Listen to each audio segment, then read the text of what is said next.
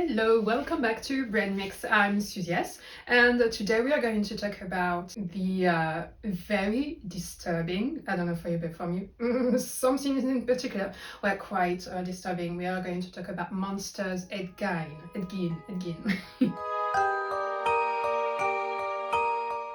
Monster, the Ed Gein story follows Ed Gein, a serial killer who happens to be apparently a huge influencer of serial killers. He has influenced many serial killers that you will see, for example, in the Manhunter. This is like a little wing because there's like a little Easter egg at the end of this series at Manhunter, you know, this great TV show that got cancelled. And because I say that because those two people, like the two main characters of Manhunter, they go visit some serial killers and they want to interview Ed Gein in his wherever he is, and you see they have the exact same demeanor as the actor who portrayed those two profilers, especially with the main FBI agent. I have not written it down, but it's a strange, extremely good lookalike as of Holt Mike. So this is the third installment. There's going to be a fourth season, and that's going to follow women apparently. So the third installment of the Monsters series. The first one was about Dama, the second one about the Menendez brother, although not a serial killer. They were interesting and deranged. So this is available on Netflix. There is 8 episodes, roughly about an hour long each. Some are like a little bit less, like 45 minutes, 48 minutes with credits included. It's sort of, like I said, yeah, it's based on serial killer Ed Gein, who is portrayed by the great Charlie Hunnam. His mom. I wanted to make a special huge mention to her, who the actress is named Laurie Metcalf, and she plays Augusta Gein, the mother of Ed Gein, and she's incredible. And every character that she portrays and she plays, this actress is just there's no stronger word than incredible. I mean, I'm sure there's stronger than incredible, but she's just amazing. Hopefully, I do hope, and there's a campaign for that. I will campaign for her to receive all the Emmys that she is due an Emmy. She's amazingly frightening. Mom, so Ed Gein, mother Augusta, was a scary woman, and that's one of the theme of Ed Gein. You probably did not have like the most serial killers, not the great childhood, not the bestest parent. Yes, this is not English, but not the best parents. The mom was a nutcase in her own. She is, I've noted also that she was incestuous. She's obviously very abusive, and to me, although I'm not a psychologist, she probably had some narcissistic traits in her character. And by saying incestuous, like, you don't need to abuse actually your children for that, or anyone from your family. It can be just also an environment that you create consciously or unconsciously, or that, you know, she physically abused her child, I guess, in the childhood, and also later on, that you see that it's also very, very, very strongly. I'm gonna tell you about the first 10 or 13 minutes roughly. So it is roughly around 1945. We start off with the discomfort of very strange heavy music with we assume who is Ed Gein milking a cow, but with caressing in some sort. And I think it's because of music, because if you're in a farmer and you have to milk a cow, maybe you do that so you're not in the parts. I mean, we're not that strange in this channel. So I guess it's normal for a farmer to like rub the belly of a cow whilst they milk it. I don't know, but because of the music, it seems very creepy. And later on, they make the same framing, and it's on dead bodies. I'm gonna say it, on dead bodies. There's an episode in particular, which is episode 5, I want to say. Yes. Oh, great memory. Yeah, I'll show you. This is the shocking smiley thingy I've drawn. this is not the episode if you very sensitive, or if you're just a human being, you might look away at some scenes, many scenes, because there are some necrophilia. And although of course they don't show everything, they do show some of the stuff. It's rather disturbing. So after this scene in other stuff, so we see Ed Gein, who's Shelley Hunnam, who's decide for some reason to wear, we assume, his mother's underwear and to satisfy himself while suffocating himself. And because to attain this, he has to put himself on a footstool, I guess. He creates some. We see that, huh? Not in a graphic way, but we do see that. And because that creates some rocking on the floor, the mom heard that and she comes and she surprised. I mean, she knocks off the door. He fails. Sees her adult son, probably like in his 30s, I don't know, wearing her underwear with like a belt around his neck and probably still with his hand in his pants, her pants. And so then she make him undress, repeat her adult son, and saying very horrible stuff like, you're not to touch a woman, only a mother can love you. You're basically, she's being a very big misandry. That's her thing. She hates men. One of my guesses is that because in the past, not to give her any excuses, but maybe she had some issues with also her own childhood, which could be very interesting to make a spin-off, some sort of about her. Because she's very deranged. And she's also very big misogynistic. She said that women have seen, although she herself is a woman, that women only do bad stuff. You don't do that with your young child, but you don't do that either with any of your children when they're adult. That was like, why are you treating? Also, she's besmolling him. She's making him feel very small, of course, because with her whole yapping and anger and rage, and I think that's why Shelley Hunnam uses such a voice. I've heard earlier try to find the original word of Ed Gein.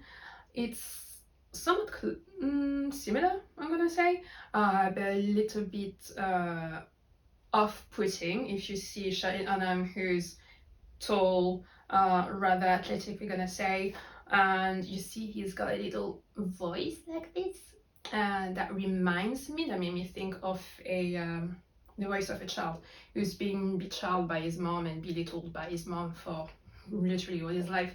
To have some sort of contrast with a man who's supposed to be an adult, tall, athletic, and with a voice of a also because he's a serial killer, of someone who's shy, introvert, reserved, all the things that is like antisocial a little bit, weirdly antisocial.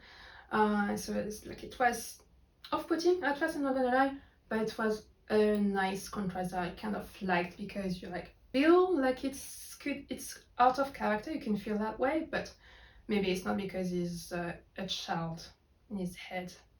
In some aspect, because necrophilia is not a child thing, it's not a human thing either. And also we see a little bit later on, within those first 13 minutes, that he's been aroused by World War II images. And by I mean World War II images, I mean, this is a coping mechanism, okay?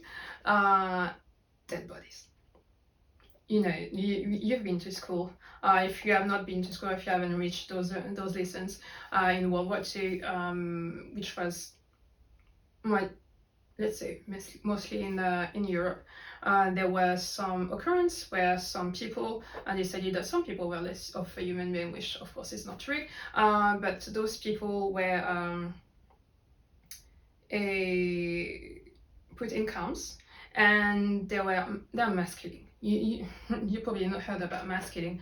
And there were like huge piles on those photos of them poor people. Halfway there were recreations and not actual photograph of that time, which could be a bit more creepier, because you know that time was not the best in human history. So because he's got a weird friend who we will discover in episode 4.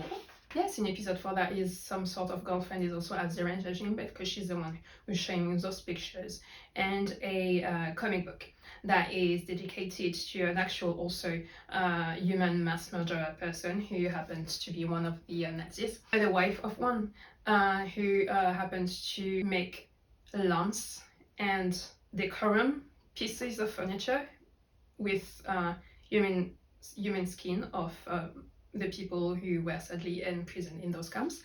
And she's one of the inspiration of Ed Gein in the TV show, of course, because we don't know if it's all of real. I'm sure they took the fiction liberty to make this show creepier.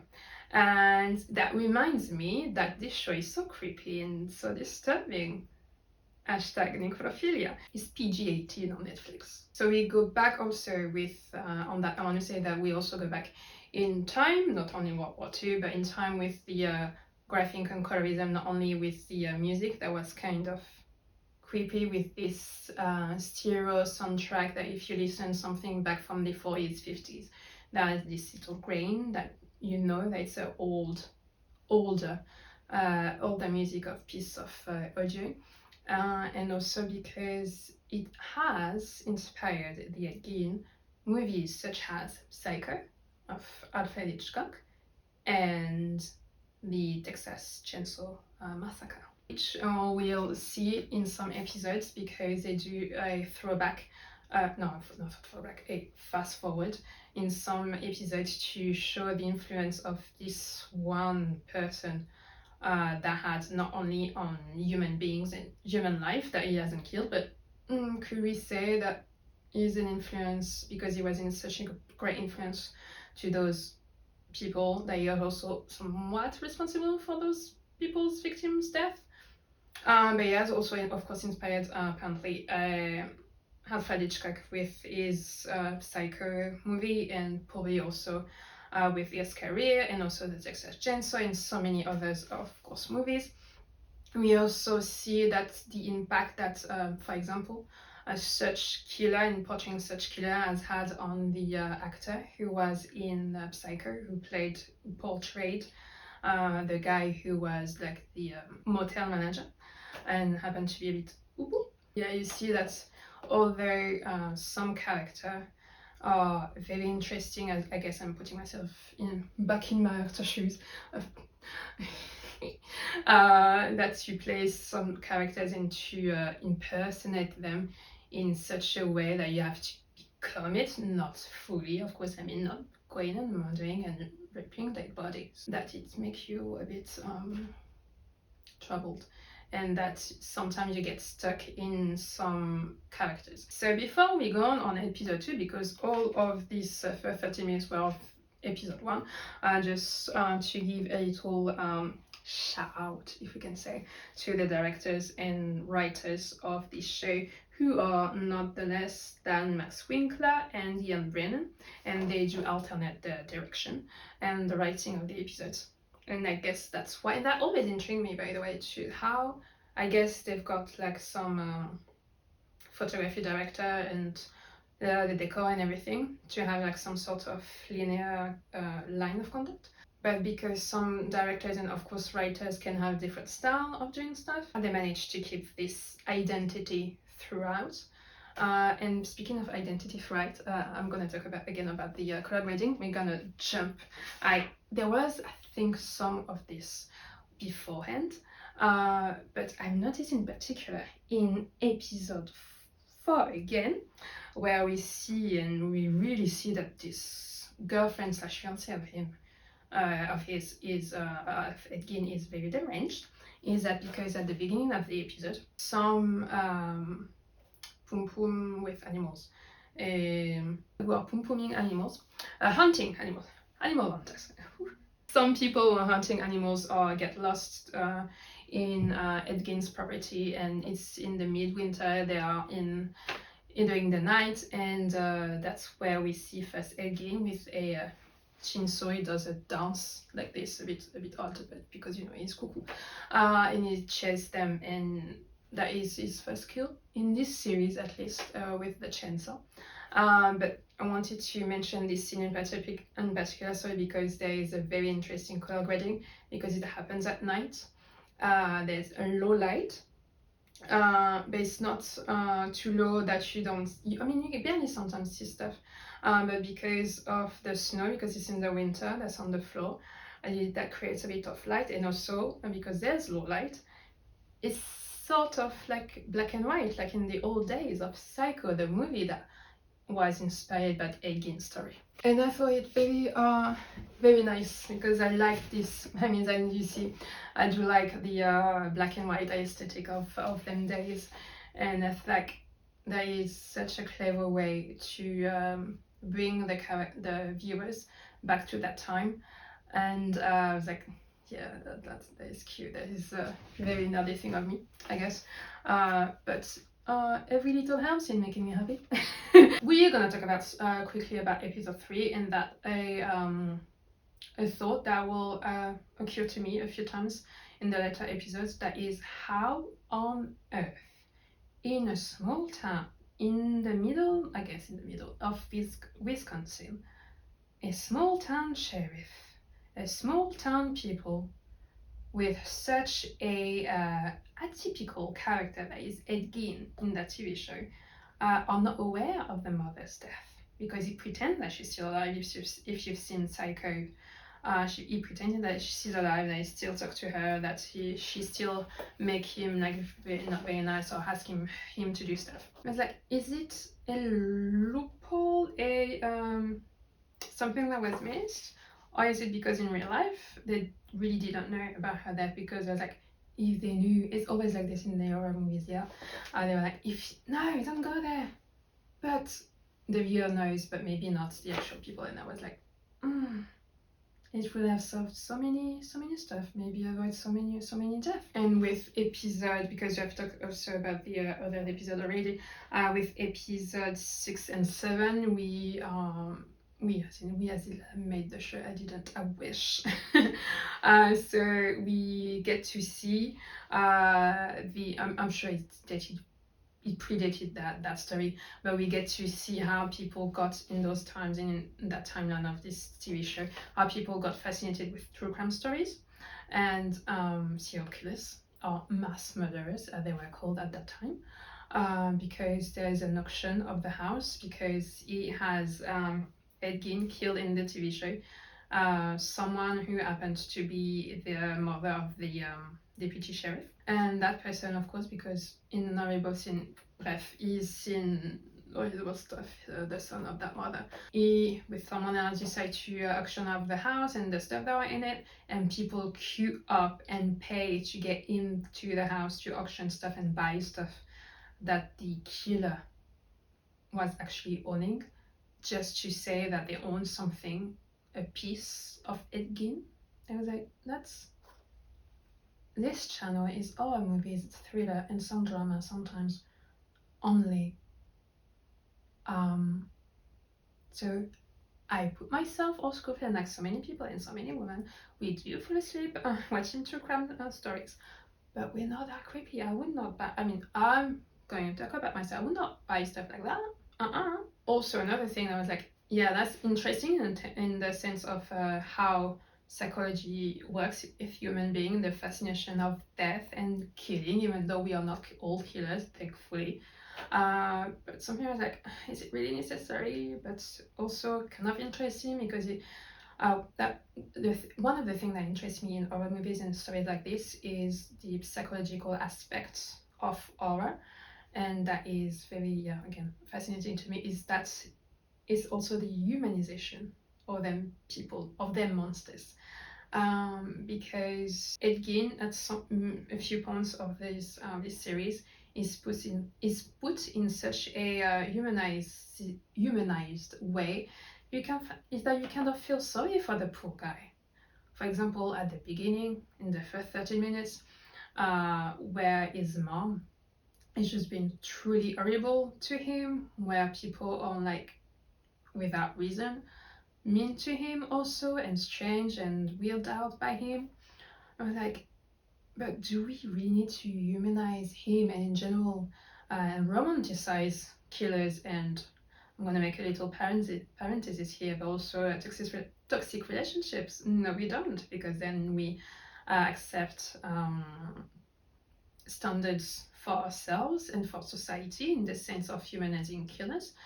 And also, again, yes, this is a paradox. This is a bit ironic, because I did watch a series and I did watch true crime stuff sometimes, not that much now.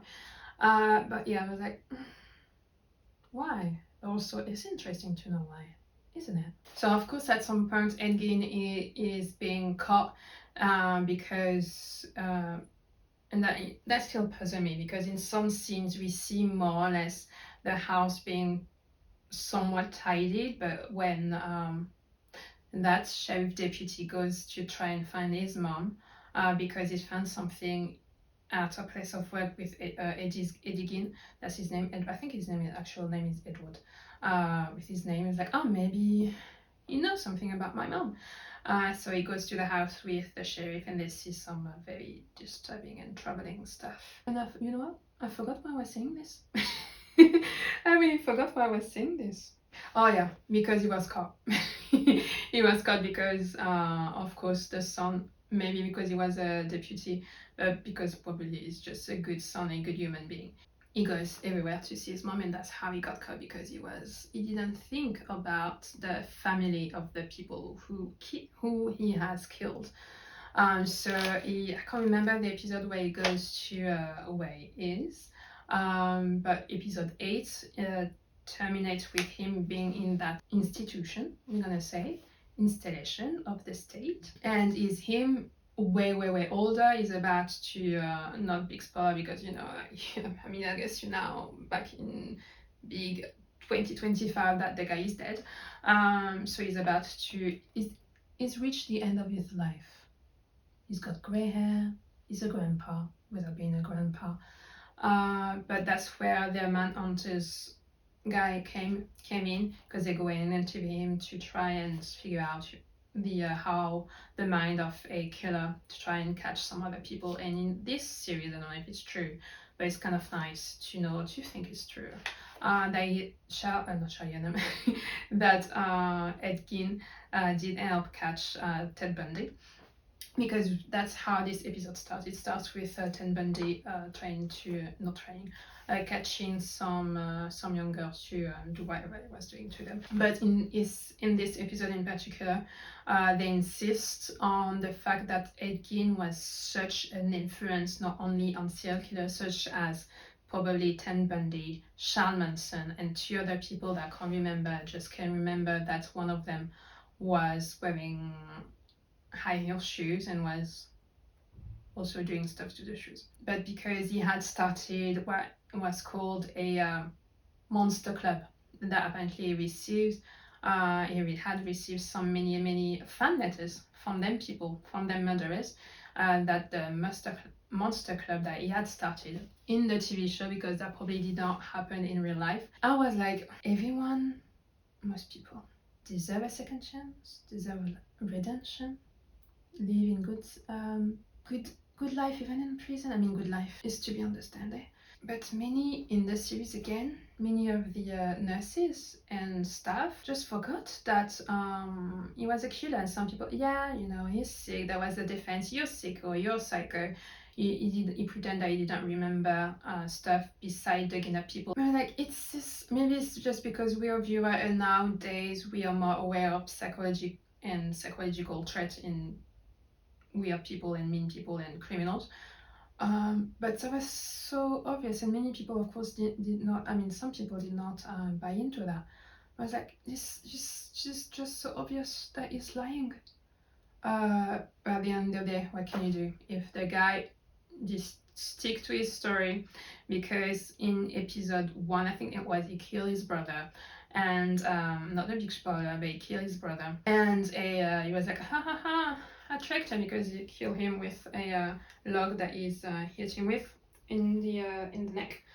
And then he's like, oh my god, why did I do it? And then he dissociates. But when you go back to the bar when it happened, and he remembers and obviously see what happens, he do everything to hide his crime, and by that I mean set up fires and put his brother aside to pretend that the brother was asphyxiated by the fire and not killed. Even though the in the series again, the coroner did notice a few weird stuff. I was like, yeah, not the smoke. The police officer were like, are you sure? Because this doesn't look like a smoke thing. But Ed Gein in that series again was like clever to do that. He pretend that he doesn't remember, but for someone who doesn't remember, he has hidden his crime pretty well and the other stuff pretty well. It's just he was a dirty boy. And on this, I'm gonna leave you, and hopefully I gave you the itch to go and see Monster, the Ed Gein Story that's available on Netflix. It was released about 2 days ago at the time of filming, so do go watch it. If you did watch all of it or a few episodes, the very little that you've seen maybe on social media of the series, do tell me what you think. Do tell me what you think of this video. That lightning got a little bit too dark, I'm sorry. The next video will be hopefully a bit with more light. So this was my first video back on the channel. I can't remember when the last time I did post something. I think it was maybe about 2 years ago for Saw Movies Marathon, for the last at that time release of the Saw movies. I do need to get back into the rhythm of making videos, and I'm gonna try to be a little bit more comfortable as well.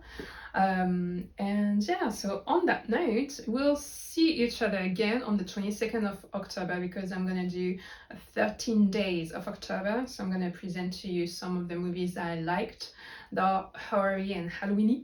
And yeah, it's gonna be a very fun 13 days, and I'm looking forward to the end of that month to see, because at this very moment I still don't know what I'm gonna watch on the 31st.